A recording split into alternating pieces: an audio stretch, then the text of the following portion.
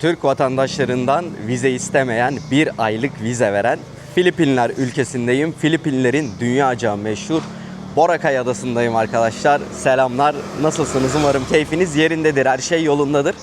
Sizlerle bugün beraber Boracay'ı gezeceğiz.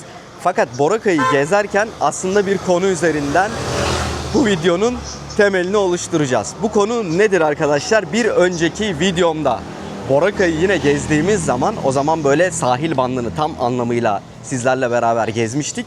Yine bugün tabii ki de sahil kısmına gidiyoruz ama birazcık böyle farklı, daha hatta güzel özel bölgeleri de sizlere göstereceğim. Burayı Phi adalarıyla kıyaslayacağız. Yani balayı veya tatil için Tayland'ın Phi adaları mı yoksa Filipinlerin Boracay adası mı?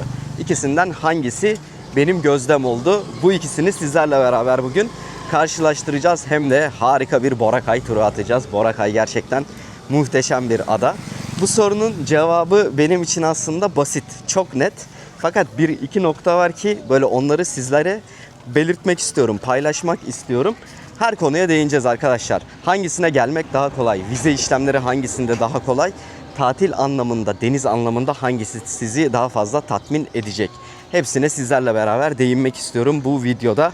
Şimdiden keyifli seyirler diliyorum. Ben gezerken eminim ki çok keyif alacağım. Umarım siz de izlerken en az benim kadar keyif alırsınız. Bu arada ilk defa bu videodan beni izliyorsanız ben Gökberk. Dünyanın farklı noktalarına seyahat edip sizlere bunu yansıtmaya çalışıyorum. Kanalıma ücretsiz bir şekilde abone olup yorum atıp bu videoyu beğenip arkadaşlarınızla, eşlerinizle paylaşıp özellikle tabii ki de.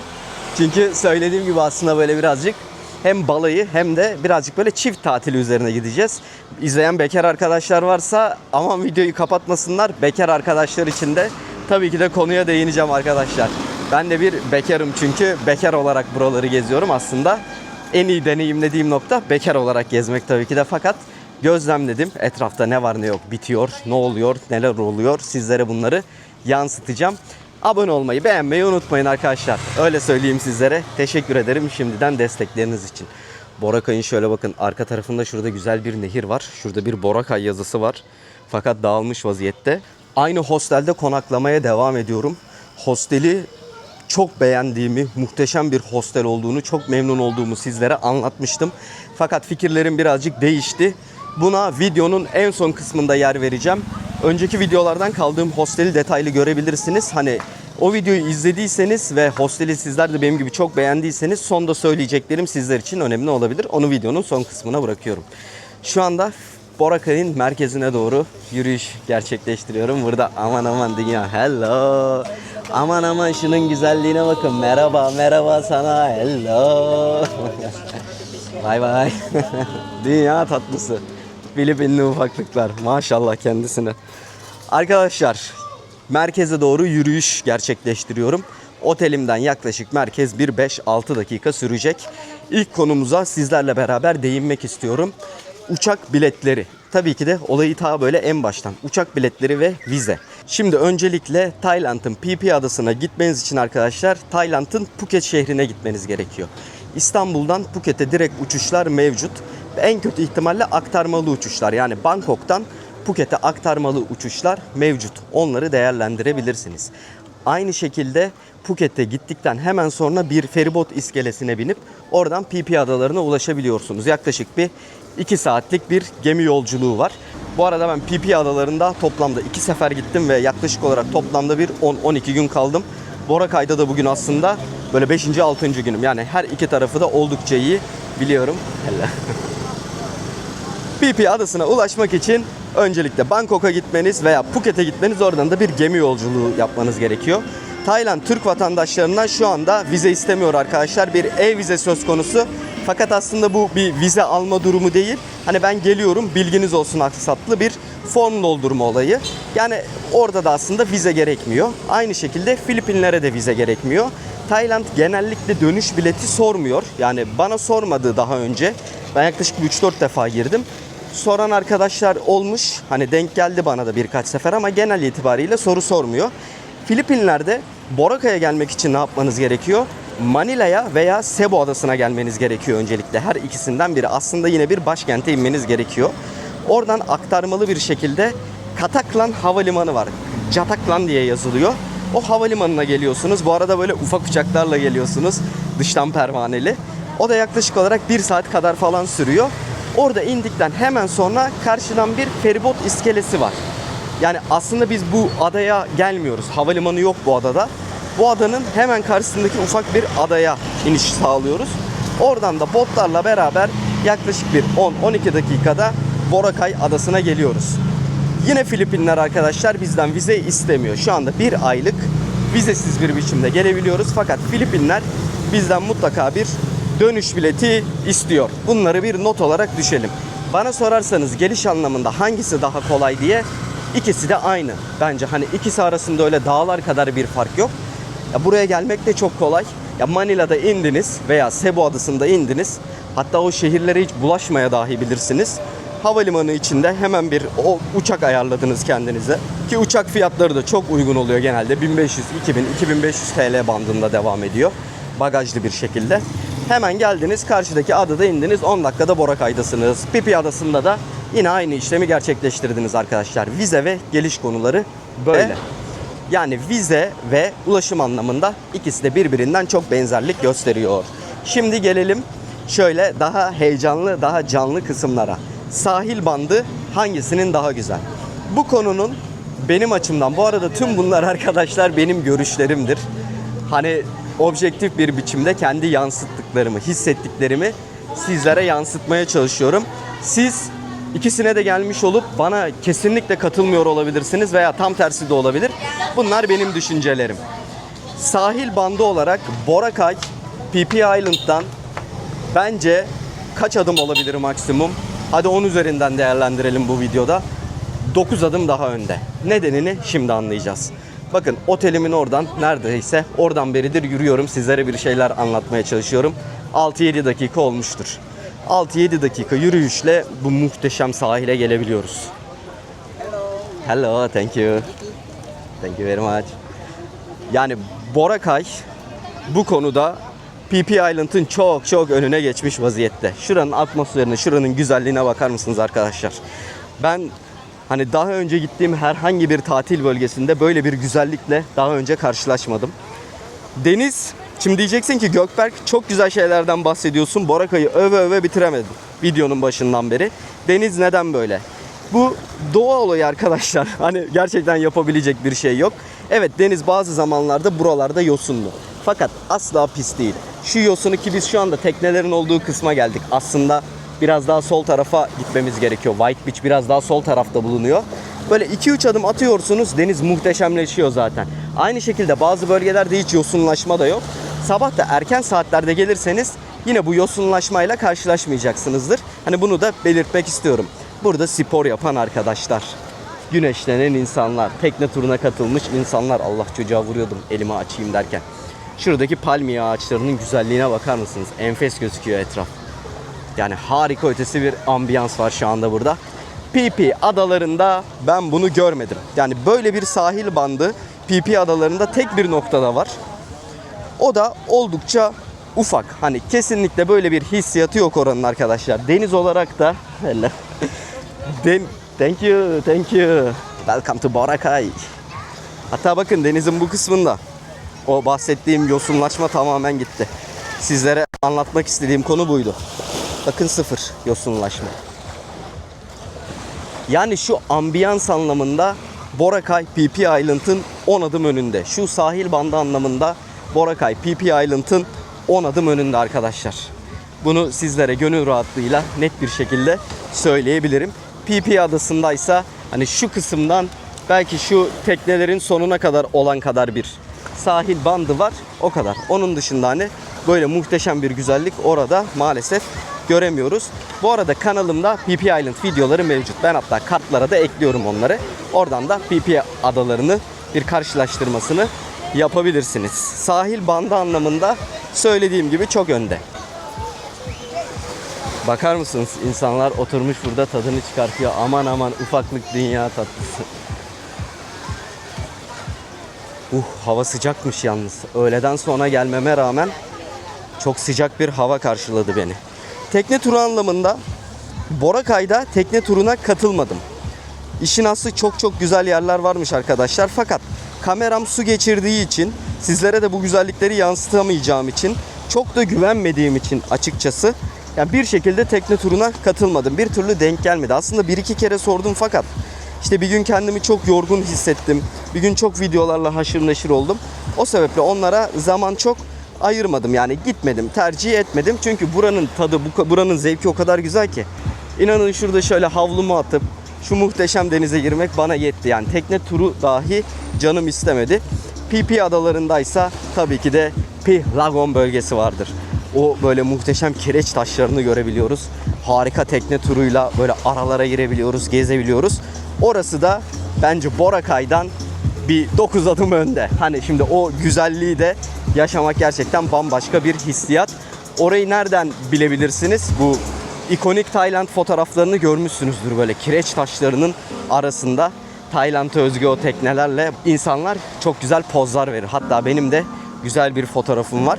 O bölgede tekne turu yapmak, PP adasında o muhteşem denize girmek, harika etrafı görmek de Boracay'dan bence böyle bir 9 adım önde.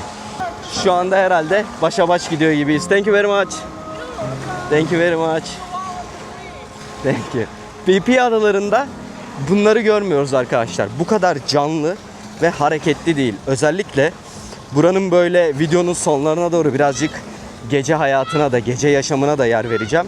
Bu ada çok kalabalık. Bu ada yalnızca turistik bir bölgeden oluşmuyor. Sadece bu bölge yok. Bu adanın arka taraflarında normal Filipinli insanlar da yaşıyor. Yine sizlerle biraz sonra şu karşıdaki ikonik adayı gördükten sonra birazcık böyle ara sokaklarını sizlere gezdireceğim. Yeme içme anlamında sınırsız seçenek var.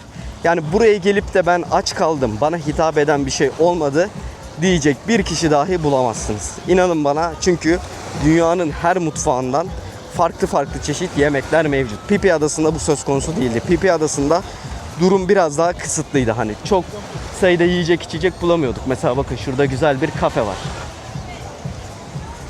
Şu anda insanlar oturmuş bu kafelerin tadını çıkartıyor. Sezon olarak hangi sezonlarda hangi adaya gitmemiz gerekiyor? Aslında sezonlar Güneydoğu Asya'da benzerlik gösteriyor arkadaşlar. Her iki adanın da sezonu benzer. İşte Kasım ayından Nisan-Mayıs ayına kadar her iki adayı da ziyaret edebilirsiniz. Onun dışında tabii ki de Atala hello. Donuk bir şekilde bana baktı Filipinli arkadaşlar. Her iki adada da benzer tarihlerde, yani tarihlere lütfen bakın. Tarih anlamında eğer yanlış tarihlerde buralara gelirseniz bu sizi çok mutsuz edecek. Ya bu gördüğünüz atmosferi, bu gördüğünüz muhteşem manzaraları görmeniz birazcık zor olacaktır. Çünkü yağmur, çamur, fırtına derken dışarı dahi çıkamıyorsunuz. Ben bunu Phi Island'a ilk gittiğim dönemde yaşadım. Maalesef ilk gittiğimde sezon dışı gitmiştim ve çok zorlamıştı beni. Yani tam anlamıyla böyle tadını alamamıştım. Fakat onun arkasından bu sene normal sezonda da gittim arkadaşlar ve o güzelliğin, muhteşemliğin tadını aldım Phi Island'da. Karşıda gördüğünüz yer buranın ikonik adalarından bir tanesi. Bir ada diyorum fakat sizlerle beraber oraya yürüyebiliyoruz eğer şu anda sular daha çok yükselmediyse, ama yükselmiş gibi gözüküyor. Birazcık suyun belki de böyle dinmesini beklememiz gerekecek. O karşıdaki muhteşem adaya ulaşabilmek adına. Hemen karşımızda Boracay'ın sembollerinden bir tanesi olan Willis Rock adasını görüyorsunuz. Hemen üzerinde de arkadaşlar Meryem Ana heykeli var. Hem dini hem de kültürel bir öneme sahip aslında bu karşıdaki ada. Şimdi adaya yürümek istiyorum ama çok emin olamadım çünkü mayom yok, normal şortum var. Acaba yürüyerek gitsem bir problem yaşar mıyım? Çünkü ceplerimde telefon, cüzdan, her şey var. Şöyle yavaş yavaş gözlemleye arkadaşları bir gidelim bu ikonik adaya doğru. Böylece denize de girmiş olduk sizlerle beraber. Şu adamın diz kapağını geçmiyor ama o adam uzun boylu bir adam. Şöyle parmak uçlarımda birazcık gideyim bakayım.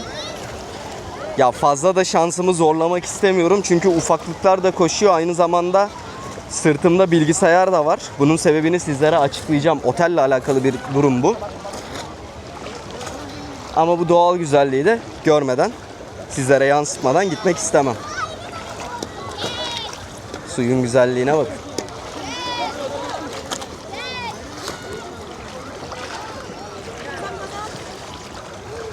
Evet, bu adaya yürüyerek ulaştık.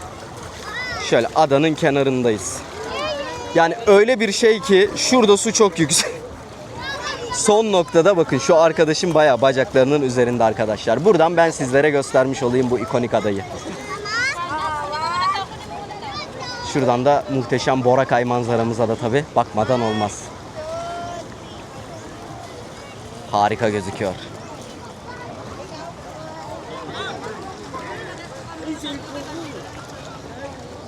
Şöyle.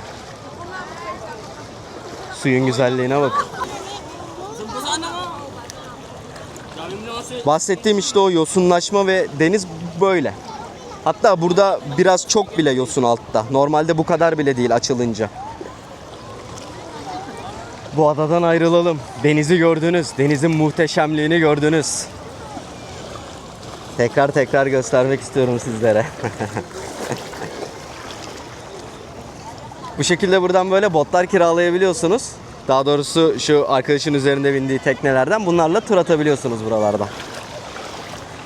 Eşyalarımıza bir iş gelmeden şu deniz kısmını, deniz faslını bitirelim. Suyun sıcaklığı nasıl? Suyun sıcaklığı çok güzel. Ne öyle çok sıcak ki çok sıcak su çok keyifli olmayabiliyor özellikle sıcak bir iklimde. Ne de böyle soğuk bir su. Girdiğiniz zaman sizi serinleten, sizi mutlu eden güzel bir suyu var Boracay'ın. Şuradan terliklerimizi alalım. Yine bana çok gelen sorulardan bir tanesi var. Arkadaşlar çok haklı olarak soruyorlar ben yalnız başıma gezdiğim için. Gökberk, denize girerken eşyalarını ne yapıyorsun? Eğer otel güvenliği ile alakalı bir problem yoksa genellikle ben denize gireceğim zaman bütün eşyalarımı otele bırakıyorum. Yanıma ufak bir miktar para, bir sırt çantası, su, havlu alıp buraya geliyorum. Eğer otele çok güvenmiyorsam yine sırt çantamı alıyorum. Şöyle görebileceğim mesela şuralara havlumu bırakıyorum, çantamı bırakıyorum, terliklerimi de yanına koyuyorum. Denize girdiğim zamanlarda da bir gözüm hep onda. Bu şekilde hallediyorum. Şimdiye kadar şükür bir problem yaşamadık. Şu şekilde arkadaşlar buralarda böyle Boracay, bakın resimleri yapıyorlar. Siz de bunlara ücret verip fotoğraf çektirebiliyorsunuz. Hadi gelin biz de bir tane çektirelim. Bu şekilde fotoğraf çekilebileceğiniz yerleri adanın farklı noktalarında göreceksiniz. Fiyatlar da her yerde aynı. 20 peso karşılığında güzel fotoğraflarınız olabiliyor. Benim de fotoğrafımı şu anda ekranın bu kısmında görüyorsunuz. Güzel bir Boracay hatırası oldu benim için. Şöyle sahil yürüyüşümüze devam edelim. Bu arada bir önceki videoda bu taraflarda fazla yürümemiştik. Ben sizlere diğer tarafı yani White Beach'in olduğu kısmı göstermeye çalışmıştım. Bu kısımsa arkadaşlar Station 1, Station 1 olarak geçiyor. Station 1 burası. Biraz geride Station 2 var. Biraz daha ileride 3 var. Biraz daha ileri doğru gidersek White Beach'e ulaşacağız sizlerle beraber. Yani PP Island'dan aslında farkı olarak işte bu kalabalık atmosfer, bu büyük geniş sahili, bir sürü bakın aktiviteler var. Şu anda burada gençler futbol müsabakası yapıyor. Eminim ki katılsam ben de şu anda direkt beni içlerine, aralarına alacaktır. Bakın burada mesela arkadaşlar oynuyor. Hemen karşıda farklı bir oyun var. Yine o tarafta böyle bir eğlence alanı kurmuş. Yine aralarda eğlence alanları mevcut. Genellikle bu arada Filipinliler futboldan ziyade basketbolda çok başarılı. Allah, şöyle kaçalım. Oo, mahvetti ya. Bu var ya bizim 2. ligde oynar bu arkadaş. Bak bak. Ah, oradan bir röveşata gelseydi. Burada da frisbee ile alakalı bir oyun oynuyorlar. Genelde burada daha çok arkadaşlar Filipinli arkadaşlar görüyoruz. Allah, şöyle eğilelim de kafa gitmesin bizim. Hareketliliği, canlılığı, insan yoğunluğunu görüyorsunuz. Ve bu insan yoğunluğu rahatsız edici bir yoğunluk değil. Herkes şu anda eğlencesinde. Hani bu taraf mesela kalabalık. Bu tarafı tercih etmezseniz benim konakladığım, yani benim ilk videoya giriş yaptığım yer sahilden daha sakin, daha sessiz. Mesela orada da vakit geçirmeyi, zaman geçirmeyi tercih edebilirsiniz. Bu tamamen sizlere kalmış. Burada böyle bir eğlence var, bakın. Bir beach partisi düzenlenmiş. Yine bir sponsor eşliğinde. Genellikle de bu arada Avrupalı turistleri pek görmüyorum. Daha çok Filipinliler burada zaman geçirmeyi seviyor. Şu şekilde. Zaten girişte de herhangi bir ücret söz konusu değil. Hani ücretsiz bir şekilde buraya giriş sağlayabiliyoruz. Böyle bakın güzel bir ortam kurmuşlar. Burada çeşitli etkinlik alanları var. Bu çeşitli etkinlik alanlarını değerlendirebilirsiniz. Sponsorlu olarak bir eğlence sunmuşlar. Yani güzel. Hani vakit geçirmek isteyen için, bu tarz bir eğlence arayan biri için güzel. Yine bakın sağ tarafta harika bir beach club var. Bir otel anladığım kadarıyla, hani sahil bandında konaklamak da mevcut buralarda. Buralarda oturup alkollü, alkolsüz içeceklerinizi içip yine bu Boracay'ın tadını çıkartabilirsiniz. Yani sahil bandı arkadaşlar o kadar uzun, o kadar büyük ki. İnsan nerede zaman geçirebileceğini şaşırıyor bazen. Ne tarafa gideceğini bilmiyor.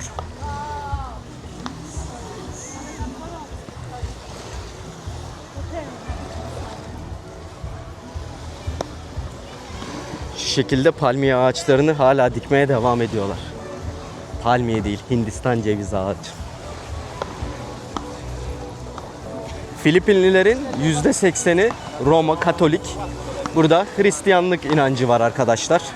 Diğer Güneydoğu Asya ülkelerinden biliyorsunuz, alışığız normalde Budizm, özellikle tabii ki de Tayland, Kamboçya, buralarda Budizm çok ön plandayken burada bu tamamen değişiyor. Bunun da sebebi aslında Filipinlerin 300 sene boyunca İspanyollar tarafından sömürülmesi.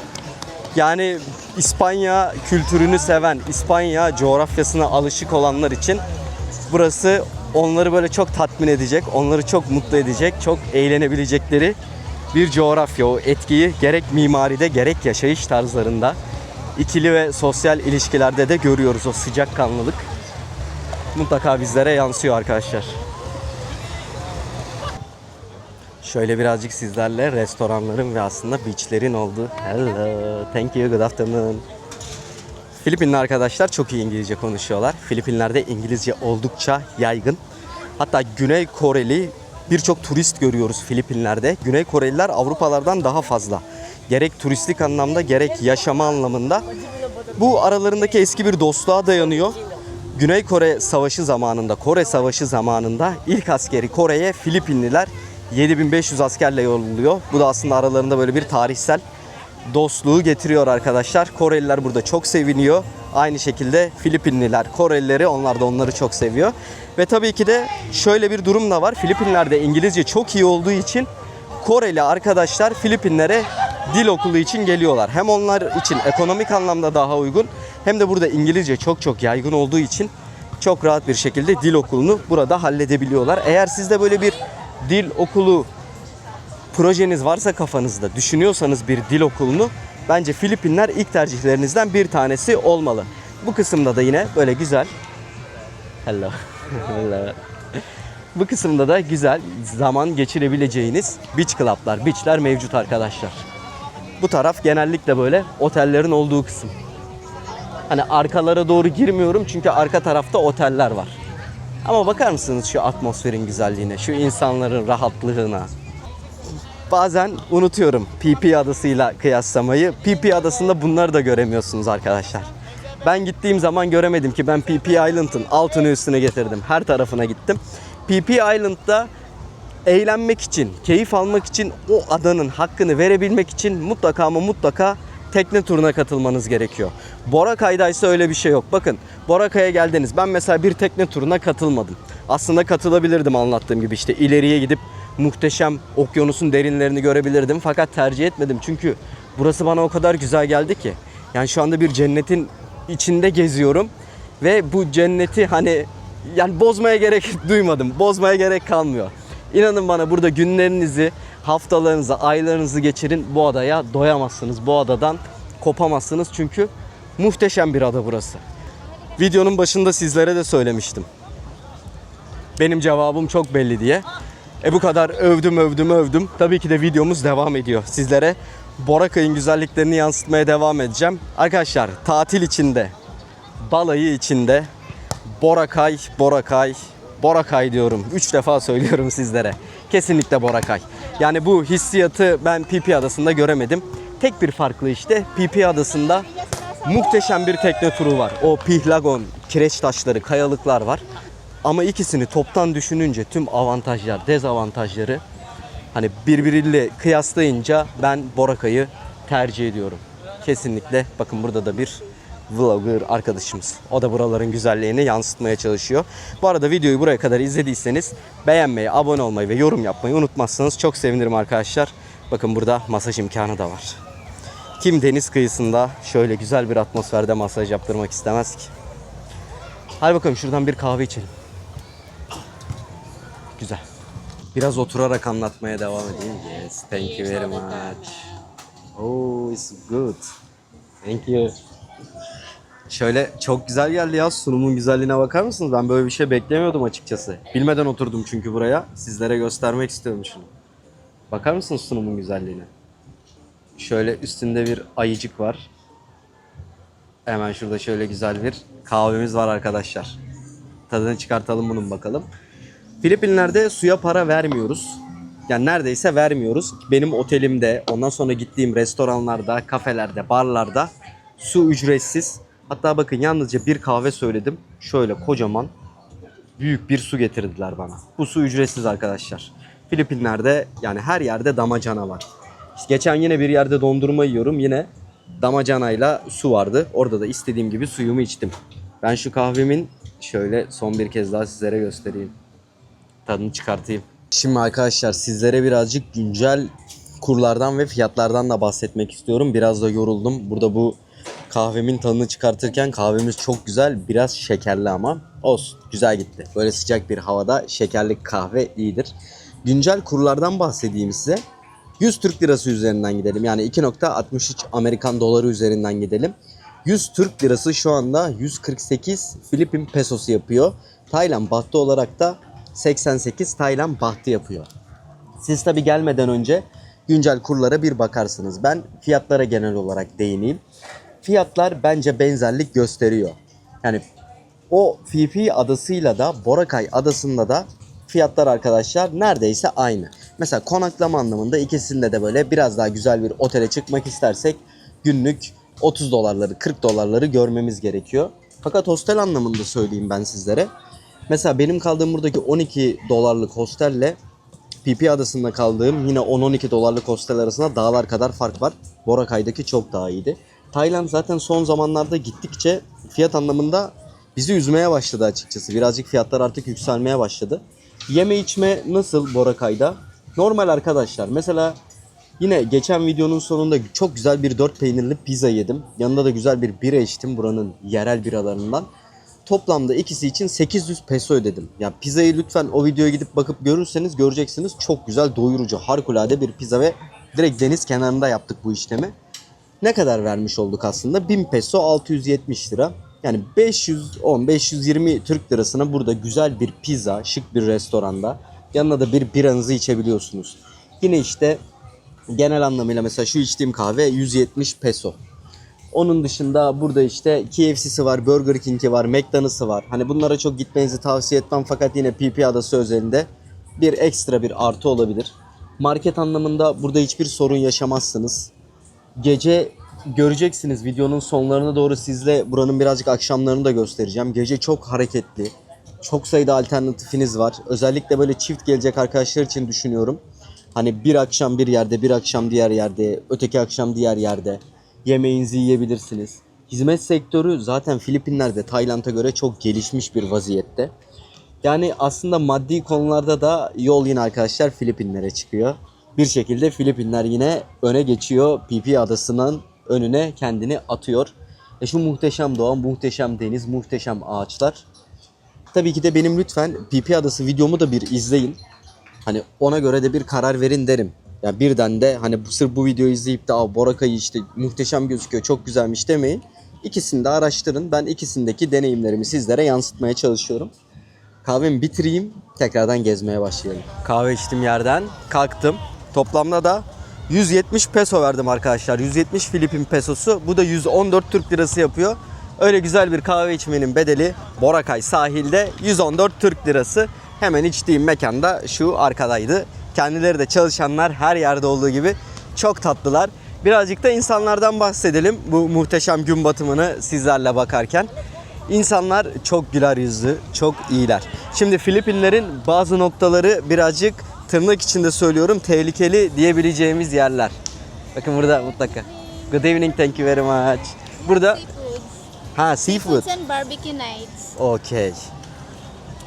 Here the Yes. seafood. Şuradan şöyle fiyatları da sizlere göstermiş olayım. Bunlar da balık fiyatlarıymış. Okay, thank you very much. Thank you very much. Bye bye. Videoyu durdurup balık fiyatlarına da bakabilirsiniz. Hani arkadaşların da çok zamanını almak istemedim. Tek tek şimdi anlatmayayım diye. Arkadaşlar şöyle bir atmosferdeyiz tekrardan. Şöyle bir döndürmek istiyorum sizlere. Muhteşem manzaralar karşımızda. Daha ne anlatayım ben sizlere diyorum ama anlatmaya devam edeyim tabii ki de. İnsanlardan bahsediyorduk arkadaşlar. Filipin insanları muhteşemler, güler yüzlüler. Tırnak içinde Filipinler tehlikeli mi? Şimdi Filipinler'de yaklaşık 4,5 milyon evsiz var. Bu 4,5 milyon evsizin 3 milyonu benim yakın zamanda gideceğim Manila'da yaşıyor. Hani Manila özelinde ve birazcık da Cebu adasında tehlikeli demeyelim ama biraz böyle bir tedirginlik havası hissedebiliyorsunuz. Çünkü çok sayıda evsiz var. Burada aslında özellikle başkent Manila'da büyük bir konut krizi var. İnsanlar ev bulamıyor yaşayacak kalabalıktan ötürü. O sebeple birazcık Filipinler bu namıyla ünlü. Fakat Boracay adası için asla böyle bir şey söz konusu değil. Bakın burada da mesela Filipinli arkadaşlarımız ne kadar güzel giyinmişler. Bir de burada böyle bir ada kızı mı desek artık. Saçları mutlaka hanımefendilerin örgülü. Gelen turistler de saçlarını ördürüyorlar. Beyaz kıyafetler giyiyor herkes. Aynı şekilde erkekler de işte keten pantolonlar, gömlekler. Burası müthiş bir tatil adasına dönüşüyor. Bu tatil adasında evsiz var mı? Bu tatil adasında arkadaşlar evsizler yok. Ben henüz şimdiye kadar Boracay'da hiçbir tehlikeli durumla, hiçbir ekstra bir sorunla karşılaşmadım. Herhangi bir kavga çıkmadı burada. Ya da herhangi bir tartışma, herhangi bir evsizle alakalı benden gelip bir para isteme gibi durumlar olmadı. Birkaç tane ufaklık dışında. Onlar da çok sevimli. Hani geliyor para istiyor. Var mı? Var. Yoksa yok. Tamam. Kumlar her yerde böyle. Görebileceğiniz bu plajın tüm boyunca, ben bu plajı kaç kere yürüdüm artık bilmiyorum. Hepsinde böyle arkadaşlar. Burada da bakın yine zaten polisler var. Hani Filipinlerin bazı noktalarında bu şekilde güvenlik görevlileri duruyor. Ama hani Boracay tehlikeli, Boracay'da bir problem yaşar mıyım gibi aklınızda bir soru işareti varsa sizlere gönül rahatlığıyla bunu söylüyorum. Boracay'da kesinlikle arkadaşlar hiçbir tehlikeli durum söz konusu değil. Boracay sadece çok kalabalık, insanların kafa dinlediği, insanların eğlendiği, güzel zaman geçirdiği, sinirini, stresini attığı muhteşem bir ada. Bu kalabalığı PP Island'da görüyor muyuz? Hayır. Böyle bir kalabalık PP Island'da yok arkadaşlar. Fakat şunu da belirtmek istiyorum. Bu bölge sadece çok kalabalık. İşte benim videonun başında aslında otelimin olduğu kısmı gördünüz. Oralar bu kadar kalabalık değil. Şu Filipinli grubun güzelliğine bakar mısınız? Fotoğraf çektiriyorlar şu anda. O herkes poz peşinde. Bak bak. Hanımefendi. It's perfect. Hanımefendi de çok güzel pozlar veriyor. Ya en çok sevdiğim yanı da herkes kendi kafasında. Kimse kimseye karışmıyor. Bir de en önemlisi fark ettiniz mi acaba? Önceki videolarımı izlediyseniz biliyorsunuz. Bu videodan ilk defa Boracay'ı izliyor olabilirsiniz. Arkadaşlar bu sahilde ve sahilin bulunduğu bu kısımlarda sigara içmek yasak. Bir tane izmarit göremezsiniz burada. Ben buraya gelmeden önce bu yasağın olduğunu biliyordum. Ama dedim ki acaba hello. Harika ya Filipinli gençler. Acaba dedim bu yasağı burada deliyorlar mıdır? Gerçi arkadaşlar burada bir şeyler içiyor. Normalde çünkü alkol kullanmak da yasak. Alkol olmayabilir ama onlar. Soğuk meşrubat olabilir. Bu sahilde ve şöyle arka kısımlarında hasta. Allah. Okay, sorry. Ha, burada oyun oynuyorlar.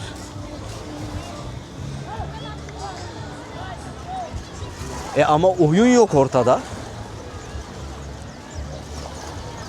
Vallahi anlamadım ne olduğunu. Neyse. He tamam, burada maç yapıyorlar arkadaşlar. Futbol devam ediyor burada. Hayır, frisbee oynuyorlar. Bakın burada bu çok yaygın. Ben bir ara futbol mu yapıyorlar dedim, yok. Bizdeki bu frisbee ile oynuyorlar. Güzel. Devam edelim biz yürüyüşümüze. Sigara, alkol bu sahillerde, bu sahillerin kenarlarında hiçbir yerde içemezsiniz arkadaşlar. Bunun bilgisini vereyim. Bu ne sağlıyor? Müthiş bir temizlik sağlıyor. Yerlerde izmarit yok. Böyle bu sahile geldiğiniz zaman sigara dumanları yok etrafta. Aynı şekilde işte alkol şişeleri, bira şişeleri, hiçbir şey yok. Su hemen hızlı çekildi.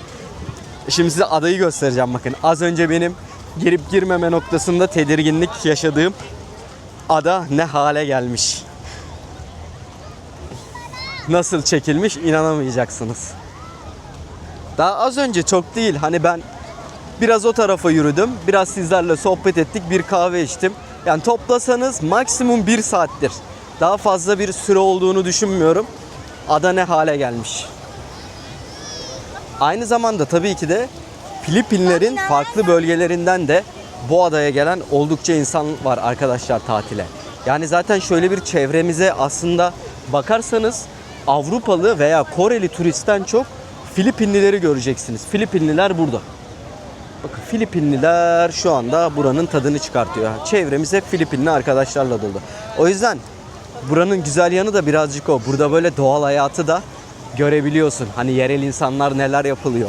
Filipinliler nasıl hayatlarını geçiriyor.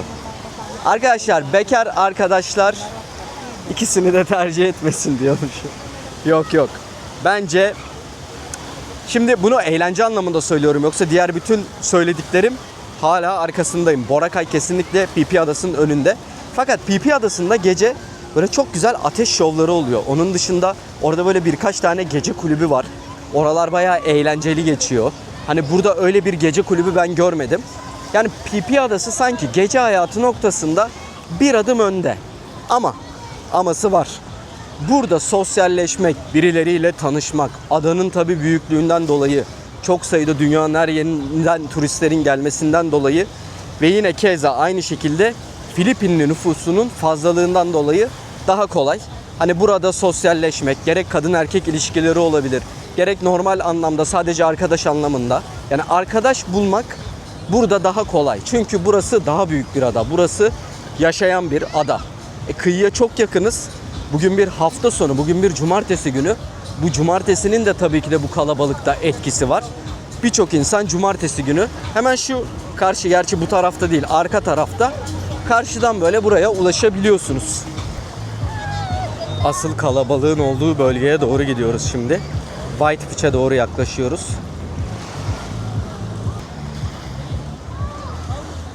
Ambiyans harika. Tam anlamıyla hissettim. Evet, şu an tropikal bir adadayım. Bu tropikal adanın ambiyansını, keyfini yaşayabiliyorum. Bunu en çok Boracay'da hissettim. Sizin görüşlerinizi de çok merak ediyorum. Acaba ben olayın içindeyim. Hani normalde gittiğim yerlerde böyle ufak tefek hep kusurlar bulurum. Biraz böyle gıcıklık yaparım tabiri caizse. Burada yapamadım. Yani tam anlamıyla, çünkü her şeyiyle çok beğendim ben burayı. Hiçbir şey diyemedim. Bakın şu şekilde sunset turlar düzenleniyor. Hatta şu an bitmiş. İnsanlar geri dönüyor. Zaten sahilde bol bol insan yanınıza gelecek bunun için. Hani sunset turu yapmak ister misin diye. Burada fazla Türk'le bu arada karşılaşmadım. Yalnızca havalimanında bir çiftle karşılaşmıştık arkadaşlarla. Hani onları da ada içerisinde, hatta şöyle dedik, inşallah adada tekrar denk gelir, görüşürüz. Ben adanın bu kadar büyük olacağını tahmin etmemiştim. Hani burada bir gördüğünü bir daha görmek birazcık zor arkadaşlar. Hem çok kalabalık hem de çok fazla alternatif, çok fazla seçenek olduğu için, yani şu sol taraflarımızın hepsi birer restoran, birer bar. Bir bulduğunu bir daha bulman, bir bulduğunu bir daha görmen çok çok zor.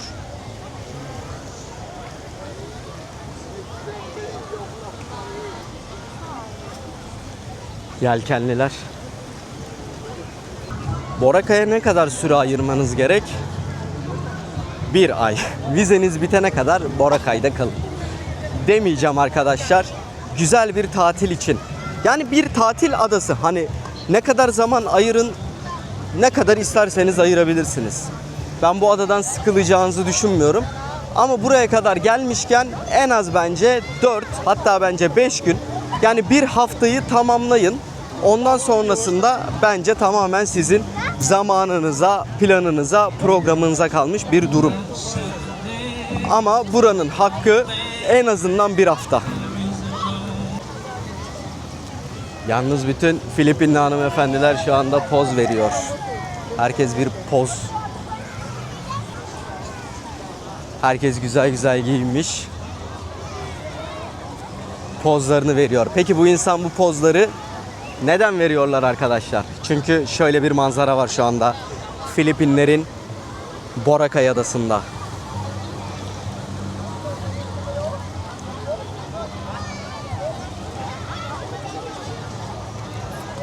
Hadi bir kötüsünü söyleyelim mi? Bir dezavantajını. Çok övdük.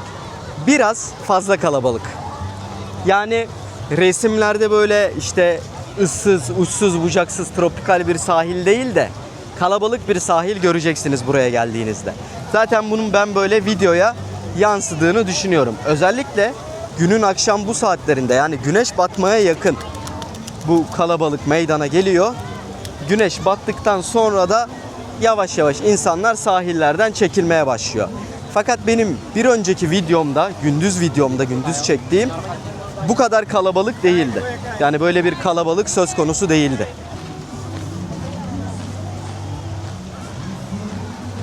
Boracay'dan toplamda 4. videom, bir tanesi hostel tanıtımı olmak üzere. Sizlere burayı en güzel şekilde yansıtmaya çalıştım arkadaşlar. Bu ada video çekilmeyi hak ediyor çünkü. Yani bu güzellikleri sizlerle paylaşmak beni mutlu etti.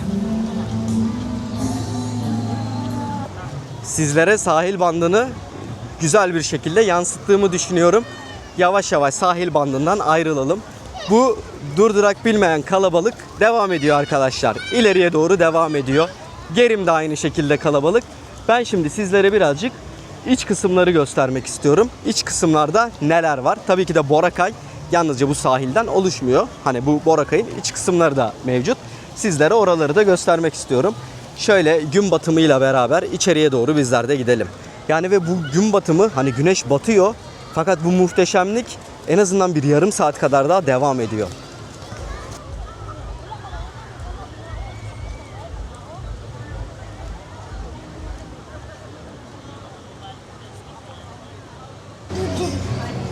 Hello. Bakın burada böyle ufaklıklarla denk geldik. Hello, okay? Nice to meet you. Yeah, I am a vlogger. Nice to meet you, bro. Yes, I am a vlogger. Tak gözü. Oo, çok yakışıklı oldun. Perfect. Bahsettiğim işte bu ufaklıklar gelip böyle sizden ara sıra para isteyebiliyor. Nice to meet you guys. Okay, bye bye. Size görüşürüz. Bye bye. Size bahsettiğim adada sigara içilmiyor dedim ya. Böyle sigara içme alanları var. Adada yalnızca buralarda sigara içebiliyorsunuz. Elektronik sigaranız olsa dahi yalnızca buraya gelip sigara içebilirsiniz arkadaşlar. Aklınızda olsun. Bunun da sizlere bilgisini vermiş olayım. Ben de şöyle bir marketin o tarafına gittim. Geri geldim. Acayip sıcak bir hava. Vallahi sizlere burayı yansıtırken oldukça yorulduğumu fark ettim. Bir beğeninizi, bir yorumunuzu alırım arkadaşlar. Şöyle birazcık şimdi buraları da gezelim. Hep bahsettim. Hani burası çok daha hareketli, PP adasına göre burası çok daha canlı, çok daha fazla restoran var diye. Birazcık sizlere onları da göstermek istiyorum. Sahil bandını zaten her noktasını sizlere göstermeye çalıştım. Burada geldiğiniz zaman tüm restoranlar bakın dolu olacak. Her yer dolu. Aman şunun güzelliğine bak. Dünya tatlısı maşallah. Bir de burada herkesin saçları örülü arkadaşlar. Tüm hanımların saçları mutlaka örülü. Burada böyle bir kültür var. Eğer ki böyle saçı örgülü birini Filipinler'de görürseniz yüksek ihtimalle Boracay'dan gelmiştir. Burada böyle ufaklıklarla binebileceğiniz ufak bir dönme dolap var. Bu etrafımız, her yerimiz şu anda restoran dolu. Sahilin bir arka sokağındayız bu arada. Size buranın şimdi ismini de söyleyeceğim. Restoran olarak buraları tercih edebilirsiniz. Siz de Station 1 olarak geçiyor burası. Şöyle sizlere göstereyim. The Mall Plaza adlı bu mekan. Bu bölgenin adı The Mall Plaza olarak geçiyor. Geldiğiniz zaman sizler de akşamları buralarda güzel zaman geçirebilirsiniz. Sayısız restoran var. Gerçekten hepsini tek tek göstermeye kalksam bunun üzerine ayrıyetten 1 saatlik bir video yapmam gerekir. O sebeple hepsini tek tek göstermeyeceğim arkadaşlar. Şöyle sizlerle birazcık sokaklarda yürümek istiyorum. Şuradan girersek direkt sahile çıkıyoruz bu arada. Buranın bir de diğer bir güzel yanı aslında. İşte deniz şortuyla gelebilirsiniz, şık giyinebilirsiniz, üstsüz gezebilirsiniz. Üstsüzden kastım hani tişört giymeden, bikininizle veya şortunuzla. Kimse sizi yadırgamayacaktır. Hem tatil hem de böyle biraz daha şık giyinebileceğiniz bir ambiyansı var buraların. Yine bakın sağımız, solumuz, etrafımız, her yerimiz şu anda restoranlarla ve hediyelik eşyacılarla dolu burada. Yine şurada da şöyle farklı bir alan var. O tarafa doğru yürüyelim sizlerle. Bu şekilde ufak marketler var, bakkallar var. Bunlardan alışveriş yapabilirsiniz. Yine aynı zamanda burada bir sürü dövme dükkanı da var. Buralardan dövme yaptırabilirsiniz. Paranızı buralardan bozdurabilirsiniz. Aynı zamanda Türk lirasını ATM'lerden de Türk Banka hesap kartınızda çekebilirsiniz. BPI adlı bir banka var. Buranın en meşhur bankası. Her yerde de görebileceğiniz bir banka. O bankadan bu işlerinizi halledebiliyorsunuz. Az önce gezdiğimiz yerin bir arka sokağındayız. Bakın burada yine böyle bir sürü güzel deniz mahsulünü görüyoruz. Tabii ki de Boracay adalarındayız. Olmazsa olmaz deniz mahsulleri, şöyle kalamarları, karidesleri, yengeçleri. Şurada şöyle hatta üzerine para koymuşlar. Thank you. Tüm restoranlar zaten şu anda dolu. Akşamüstü yemek saatindeyiz. Şu şekilde böyle hediyelik eşyalar alabilirsiniz. Ben de anneme bir tane şuna benzer bir çanta aldım. Fakat böyle gül deseni yoktu onun üzerinde. Toplamda 280 peso vermiştim sanırım. 280 pesoya öyle bir çanta almıştım kendisine. Bakın şöyle güzel şapkalar varmış. Aslında bir şapka almak istiyorum ya, fiyatlar da her yerde aynı arkadaşlar. 300 pesoya satılıyor bu şapkalar. 200 Türk lirasına. Şimdi kendime bir şapka aldım Boracay'dan. Burada da kendisiyle tanıştık. Nice to meet you. Thank you very much. Bye bye. Burada da arkadaşlar güzel böyle gömlekler var. Yine hanımefendiler için bakın bu tarzda böyle elbiseler var. Güzel bir yermiş burası. Bunu birazcık aslında ihtiyaçtan ötürü aldım. Benim belki bilirsiniz, önceki vloglarımda görmüşsünüzdür. Böyle Karadağ'dan çok güzel bir tane şapkam vardı. Budva'dan almıştım. Fakat o kadar eskidi ki içi tabii buranın birazcık ikliminin getirisi de olarak çok terliyor kafam çok sıcakta ve ben çok şapka kullanıyorum. Saçlar çok kısa kullanıyorum biliyorsunuz ben. Sıcakta gerçekten rahatsız ediyor beni. Çok eskidi o. Yani bir tane yeni şapkaya ihtiyacım vardı. Hatta onu da geçen günlerde bir hostelde bıraktım. Hani belki yıkayıp kullanan olur diye. Böyle bir şapka almış oldum. Boracay'dan bir hatıra oldu. Artık eskiyene kadar kafamda kalacaktır. Yalnızca bir bölge var, iki bölge var hareketli olduğu. Fakat Boracay'ın işte bu ara sokakları, diğer yerleri her taraf kalabalık arkadaşlar. Şöyle bakın burada güzel, lezzetli, ucuza ürünler de mevcut. Buralardan gelip bir şeyler alabilirsiniz. Hello. Farkında mısınız? Videodaki herkes ne kadar güler yüzlü, herkes ne kadar içten, sıcakkanlı, samimi. Filipin halkı müthişler. Tek kelimeyle müthişler. Hi sir, free sim we have here. I have. Oh, Yes. you have already? Thank you very much. Aklımı aldı. Bu arada gerçekten benim sim kartım Smart sim kart ve Smart sim karttan memnunum. Bu videodaki arkadaşlar markalar herhangi bir reklam değildir. Hatta şöyle bakın, şimdi sizlere telefonumdan göstereceğim. Gerçekten Smart kullanıyorum. Hani bana yazarsanız size detaylı olarak da gösterebilirim. Bakın şöyle. Smart uygulaması. Telefonuma da indirdim Smart uygulamasını. Direkt bu uygulama üzerinden ben interneti alıyorum. Bir haftalık sınırsız interneti 149 pesoya aldım. Smart uygulaması üzerinden. Smart sim kartımı da 40 pesoya 7-Eleven'dan almıştım. Bedava yani. Toplamda bana aslında 200 pesoya Bir haftalık sınırsız internet geldi. İnternetin bittiği zaman tekrar gelip alacağım. Burası buranın böyle favori yerlerinden bir tanesi. Halo Mango diye geçiyor. Buradan gelip böyle mangonuzu yiyebiliyorsunuz. Farklı alternatifler var. İşte alışveriş için bazı mağazalar, dükkanlar. Böyle kıyafetler zaten olmazsa olmaz arkadaşlar. Bakın Boracay tişört diyor 100 peso. Çok uygun fiyat değil mi sizce de? Neredeyse bedava. 60 liraya tişört alabilirsiniz buralardan. Aa, bu şapkalar da güzelmiş ya. Baksanıza, çok güzelmiş şu. Ama şeymiş, şuraları delikli. O işte kafayı korumuyor. Yani şapka benim için bir görsellikten ziyade bir ihtiyaç aynı zamanda. Bu coğrafyada gezerken birkaç defa şapkasız çıktım. Rahatsız ediyor arkadaşlar. Şapka bu coğrafyada önemli. Evet, merkezi noktaya doğru geldik. Burası da benim favori restoranlarımdan bir tanesi. Oldukça güzel yemek yapıyorlar kendileri. Hello. Buradan ben bakın şundan yiyorum. Chicken satay with islands bowl fried rice chu. Çok lezzetli, çok güzel ve yalnızca 290 peso. Tavsiye ediyorum sizlere. Alışveriş yapmak için kullanabileceğiniz market. Markasını görüyorsunuz. Şu marka, bu markette her şey var. Ve bu marketi güvenlikler her zaman önlerinde arkadaşlar. 3 tane, 4 tane güvenlik görevlisi var. Filipinler'de güvenlik görevlileri bu tarz böyle marketleri, bankaları koruyabiliyor. Hatta sizlere hazır şimdi gelmişken şurada da banka var. Bankayı da göstereyim. Hani en azından thank you very much. Burada arkadaşlar böyle masaj için yanınıza gelebiliyor. Hani çok masaj da çok yaygın burada.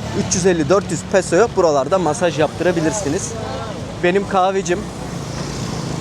Ben buradan kahvemi alıyorum. Hostelden böyle geliyorum. Kahvemi alıyorum. Denizime iniyorum arkadaşlar. Kahvede ice latte 160 peso. Bahsettiğim banka bu. BPI bu banko. Oy Allah. Bu banka arkadaşlar. Bu bankadan gelip paranızı çekebilirsiniz. Ulaşım burada. Bu araçlarla sağlanıyor. Elektrikli araç bunlar. O sebeple gürültü de çıkartmıyor. Herhangi bir problem yok. Ada kendi halinde. Çok güzel. Thank you very much. Bir de arkadaşlar burayı tavsiye edeyim Boracay'a gelince. Çok güzel brownie yapıyorlar. Çok güzel tatlıları var. Ve harika pastalar var. Buraya da gelip buradan da kendinize bir şeyler alabilirsiniz. Brownie'ni al. Bak sana tiyoyu veriyorum. Ne yapıyorsun biliyor musun? Geldin. Brownie'ni aldın.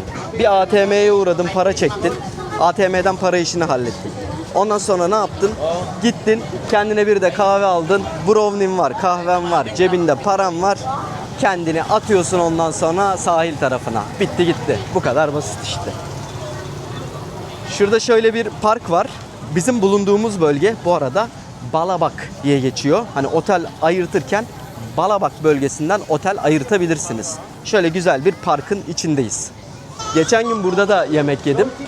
Zugba Grill House diye bir yer. Fena değildi. Hani çok böyle müthiş bir lezzeti yoktu ama güzeldi arkadaşlar. Tavsiye ederim. Şöyle kendime bir tavuk almıştım buradan. Güzeldi. Bakın şöyle. Hello. Şöyle güzel menüleri de varmış. Seafood, right? Yeah. Yeah. Oo, It comes güzel. with rice. Ha. It's good for 4 to 5 person.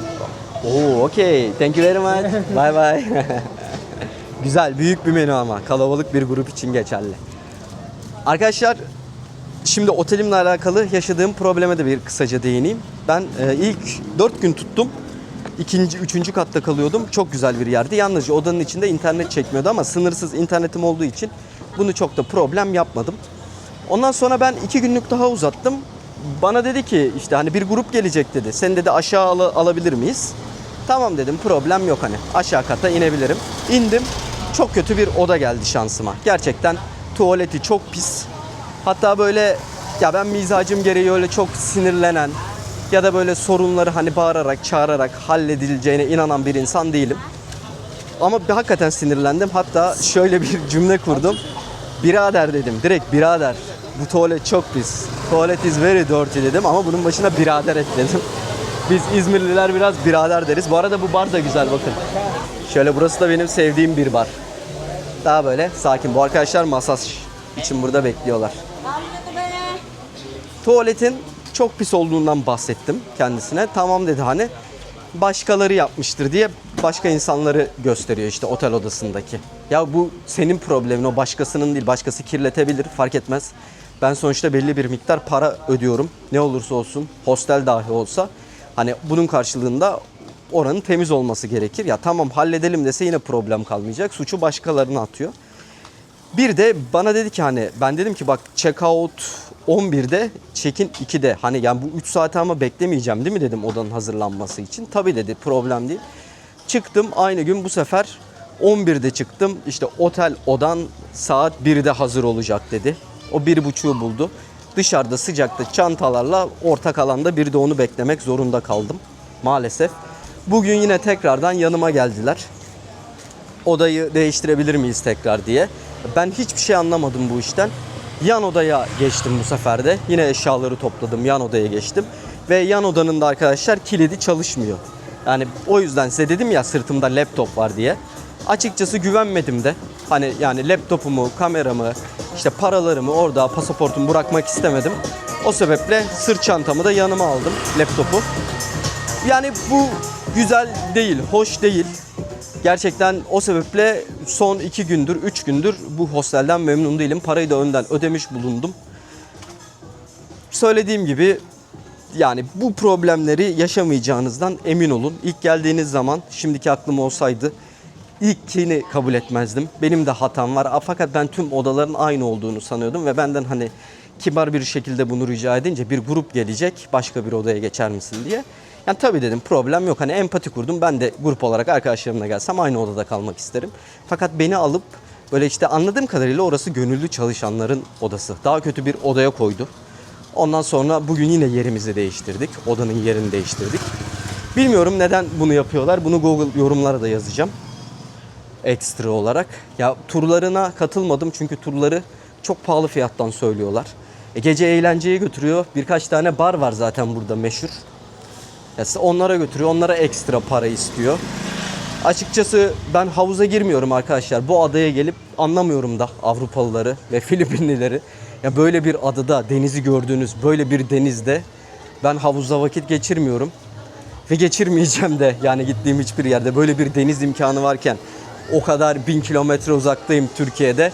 Açıkçası o havuza girmeyeceğim. Orada para da harcamıyorum bu sebeple. Bilmiyorum, belki de ondan yapıyorlar. Turlarına katılmadığım ve havuz başında fazla para harcamadığım için.